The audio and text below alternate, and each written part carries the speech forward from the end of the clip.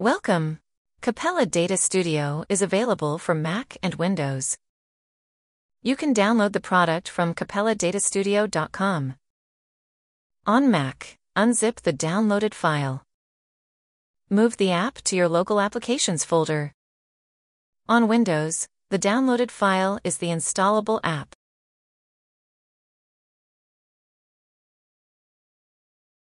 Capella DataStudio supports three types of connections: Capella Operational, Couchbase Server, and Capella Columnar. It supports versions Couchbase 7x and above. In this tutorial, we'll be connecting to all three. Let's begin with Capella Operational. Name the connection. Get the endpoint from the Connect tab from the Capella Operational UI. The user ID and password are the database credentials, which has been configured. The password is encrypted on disk. The cloud provider is for display purposes only.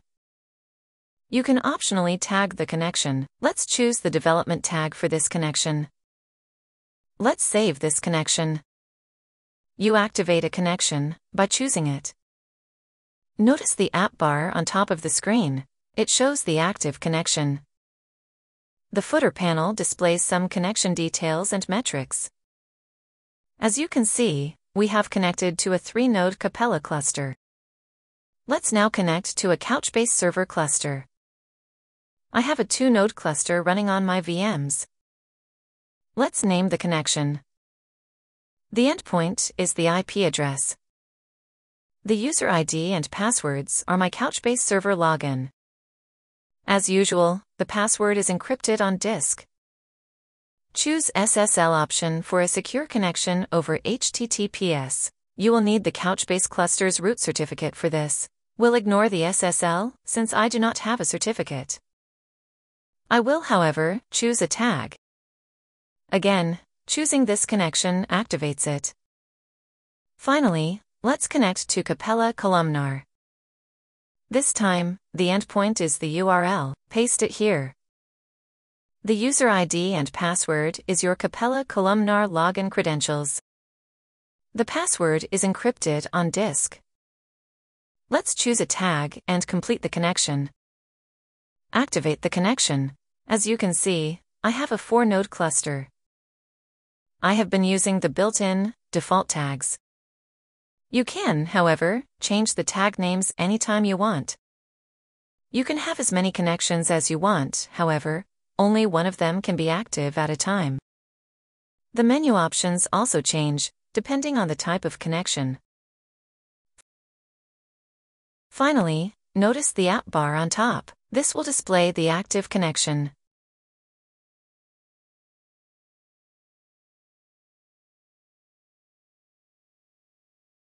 You can optionally install the Couchbase Data Tools plugin. This plugin is required only for Capella provisioned and Couchbase self-managed clusters, and if you want to import data, Data Tools plugin 7.6 is installed. Next, let's configure stores. Stores are required to hold backups and query favorites.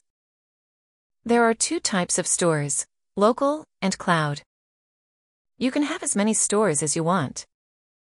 Let's configure the local store first. You can name it anything. Choose an empty folder. The subdirectories are automatically created.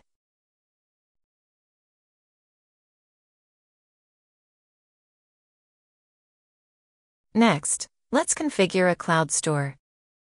Only AWS S3 buckets are supported. The name is the exact bucket name.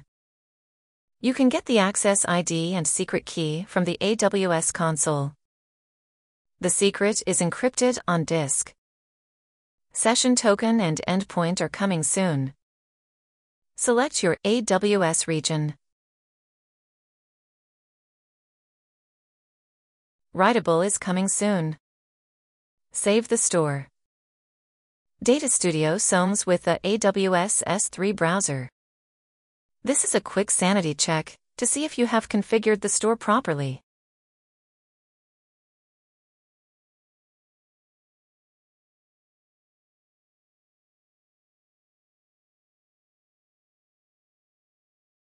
Let's now work with columnar databases.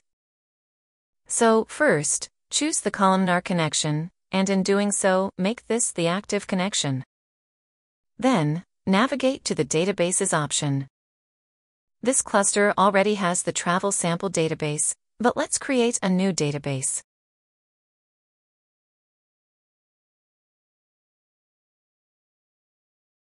Now, let's create a couple of scopes in that database. I'll speed up the video here.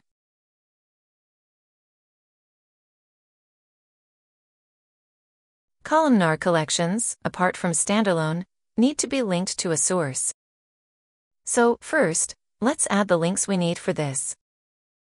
The Links Manager brings up the Manage Links box.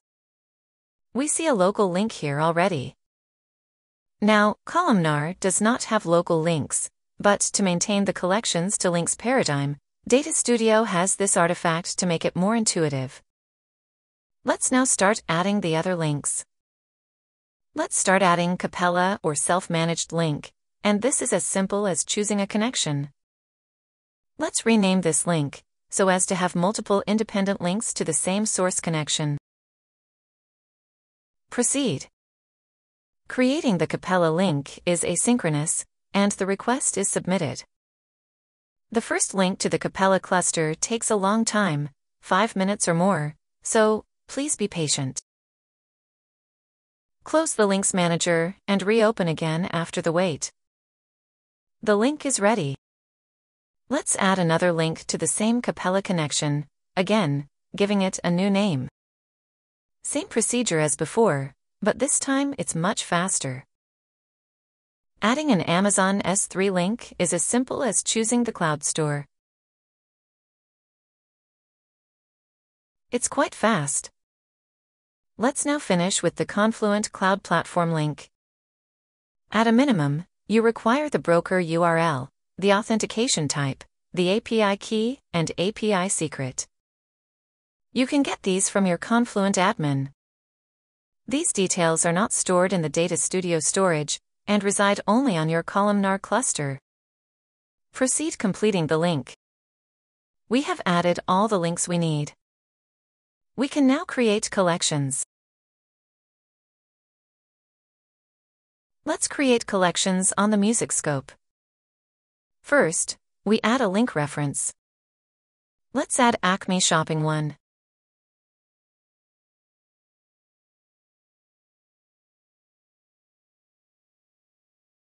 Next, the Add Collection brings up the dialog box. Datasets and collections are synonymous. We are presented with the source databases. Let's choose the source demo database and music scope. We can now choose the collections we want, rename them, and apply an optional filter. Let's choose all the collections and proceed. The process add these one by one. I'll speed up the video. Done, and close. Connect the link to fetch data. Check out a few documents. The Schemas tab warns that we have not got the schemas yet, and these are required if we want to use Capella IQ, the AI assistant. So, let's get the schemas. We now get the number of items, and notice the check marks turn green. We also fetch a sample doc. Now the schemas are displayed in individual cards. You can also, optionally, add additional information to each schema. These are particularly useful for IQ, to generate more accurate SQL queries. Let's now have some fun with the mashup scope.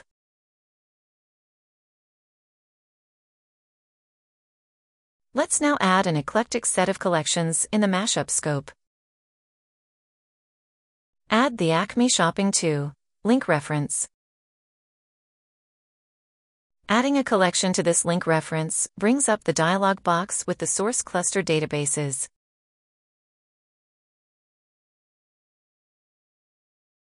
Let's choose the beer sample. I'll add a couple of collections now, but I'll rename the collections on columnar, and also add a filter. I'll speed up the video for this process. Let's connect the link now. Then, let's get the schemas. Next, let's add a couple of standalone collections. We need a link reference. Local link for standalone, remember? Let's now add the collections to this link reference. We need to specify the primary key for a standalone collection. Let's accept the default name and auto-generate the key. Again, I'll speed up the video here.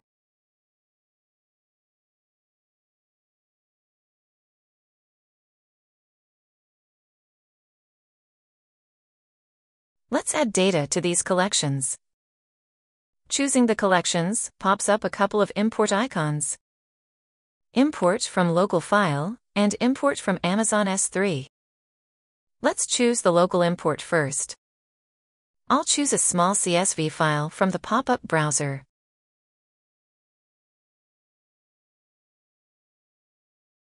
The side panel shows the number of docs in the file and the first row in JSON format.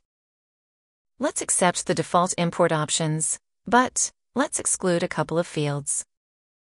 Notice the sample doc change. Let's start importing. I'll speed up the video.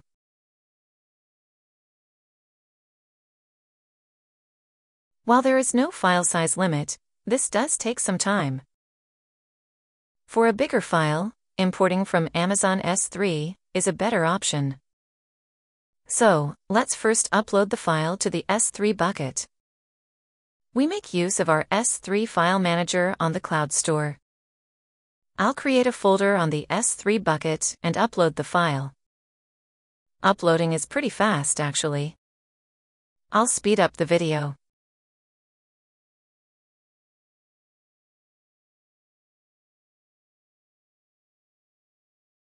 Now, let's import the S3 file into the eVehicles collection. Let's navigate to the folder on the left panel. On the right panel, the file type is CSV. Let's accept the default import options. The main information to be supplied here is the schema expression, which describes the schema of the CSV file. DataStudio has a convenient helper for this. We could modify the expression, but for now, let's accept it. Proceed with the import. Notice, it uses the copy statement. Import is very fast. Now, let's finish the local link by getting the schemas. Let's now add a collection linked to Amazon S3. But first, let's check what we could add. Back to the S3 file manager. This Parquet folder has a bunch of e-commerce files and looks suitable for our purpose. Back to our collection.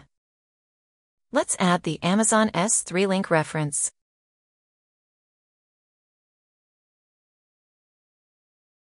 In the Add S3 Collection dialog box, choose the Parquet folder. On the right panel, the file type is Parquet. Let's name our collection, accept the defaults, and proceed. All the files in the folder get added to the collection. We can now get the schemas. Quick note, for very large collections, this is quite an expensive operation, and so, do it only as necessary. Now, let's add a Confluent collection, as usual, by first adding the link reference. There are a few important information required here. You need to specify the key and its type, and you can get these from the Kafka topic. Next, the name of the topic itself. The key and value serialization types. Enable CDC, if configured in Kafka. And finally, the source. This is important. Here, it's MongoDB. I will also add a MySQL topic after this. Back to databases. Let's get the schemas. Check out the documents now. We have collections from so many sources.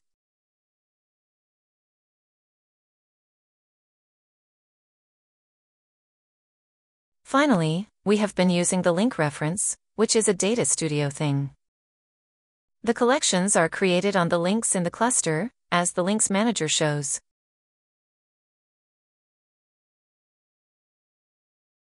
Let's now learn how to use the query workbench. First, from the databases view, let's select the travel sample database and the inventory scope. Make sure that the schemas have been collected. The green check marks show that. Let's check the schemas panel. Here, we could always add additional information about each schema to provide a deeper insight to IQ.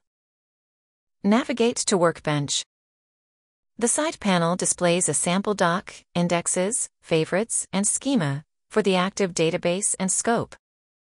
Let's check out some sample docs. The schemas view makes it really convenient when developing SQL queries. Okay, let's execute our first SQL. Make it pretty.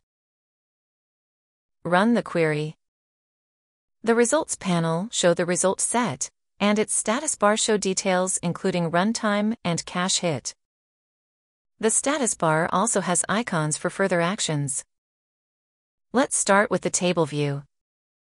The result set is now displayed as a paginated, sortable, and filterable table. Using this, you can not only sort columns, but also manage the display of the columns. Let's hide a couple of columns. Next, let's filter a column on a keyword. This is a really powerful tool to post-process the result set. Next, let's look at the result set as a chart. This is not a particularly good query for a chart. We'll see a better one later. Let's now favorite this query by clicking the heart icon. Let's fill in the title and description. I'll choose a tag for this query from the selector and save it. Where is it saved? In the Active Store, of course. Now, let's examine the Favorites tab in the side panel. I already have a few favorites in my store, all tagged. Check out our new favorite. Let's now execute a stored favorite. Clicking on it copies it to the query panel. Let's format it and run the query. The result set is displayed on the results panel. Check out the table view. This query and result set are really good to demonstrate the chart view. The formats available currently are bar, line, and pie. Now, let's configure the query workbench. In the Favorite Tags tab, you can rename the favorite tags. You can also export and import these tag names. Time to try IQ. Let's ask IQ to generate a query recommending a hotel in Marina del Rey, with an overall user rating of 5 and above from reviewers. The Sent Schema switch is on. What is being sent to IQ? These schemas only, not the sample doc. IQ has a query for us, and it looks good to me. Let's copy this to the query panel. Run the query. Okay, we got the result set. Let's look at the table view. Looks good, but for fun, let's get more information. Back to IQ tab and continue the chat. Let's ask IQ to add more info. Okay, IQ came back with a modified query. Let's copy this to the query panel. Make it pretty. Run the query. Check out the table view. Perfect. Each time we continue the chat, the previous responses are sent to IQ. So, for a brand new chat, clear that chat. This time, let's ask for the cities we can fly out from San Francisco. IQ has suggested a join query.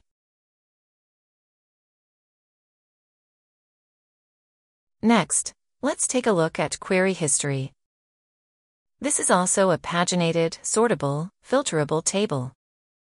The table shows the query metrics, including the cache hit. Filtering on the query column is really useful. When you are optimizing your query for performance and refining it, you can filter on the query in question. You can now drill down on the metrics and get the most suitable query. A really powerful tool for developers. Finally, let's create a couple of views. I have copied a query for this. Let's format the query, run it, and check the result set. Looks good. Click the Create View icon. The dialog box requires the view name. It also shows the SQL query. The Create view creates a regular view. BI tools, however, require a tabular view. Let's make a tabular view of the same query. The Annotate box now allows you to select the fields, change their types if necessary, and also designate them as primary or foreign key, and also reference them to another view.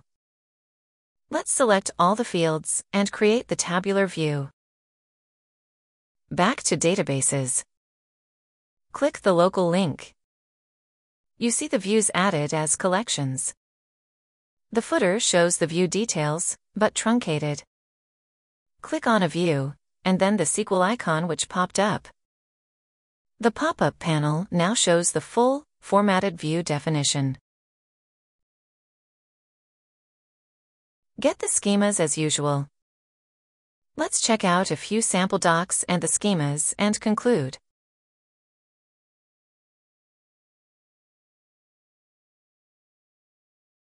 Thanks for watching this presentation. Please do try out Capella DataStudio. Documentation is available on this site. Please do join the Couchbase forum and the Couchbase Discord channel. The links are here. We'd love to hear from you.